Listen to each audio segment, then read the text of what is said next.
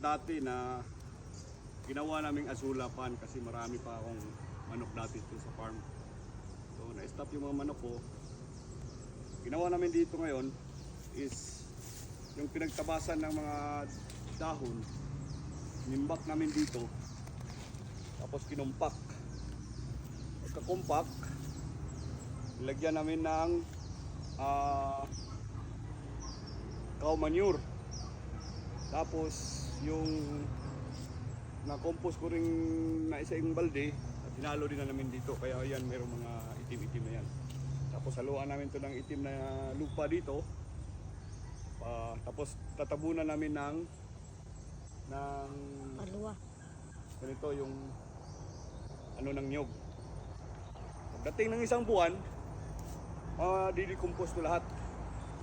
So ito na yun ang pang ano namin sa garden namin, ang abono namin sa garden.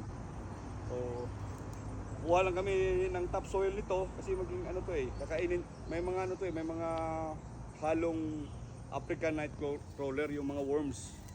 Sila yung kakain ng mga decomposed na mga dahon. Tapos maging lupa yung mga tain nila. Yun ang pang-abono namin sa aming garden. Ganito guys, ganito yung pag-compost. Tatabunan namin to sa ng agnas na mga dahon ng niyog.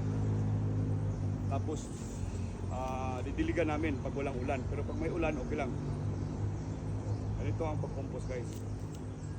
Dalawang plat pa to. Pero marami itong magagawa. Kasi yung top mo lang yung harvestin mo. Tapos dagdagan mo naman ulit ng mga dahon ano na composted na dahon. Yun na naman pagkain ng mga African nightcrawler. Diba? Ito yung tips. Tapos ganyan na mangyayari guys. Oh, tinakpan namin ng niyog.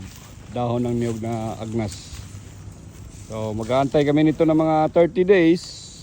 Magdi-decompose na lahat yung nilagay namin sa baba. At yan ang magandang organic fertilizer sa aming garden. Ayan guys. So siguro makakuha kami nito ng mga at least than 1,000 kilos of organic fertilizer. Ganito lang guys, lahat ng materyales na nasa farm lang, hindi ka nagagastos, wala ka ng inputs.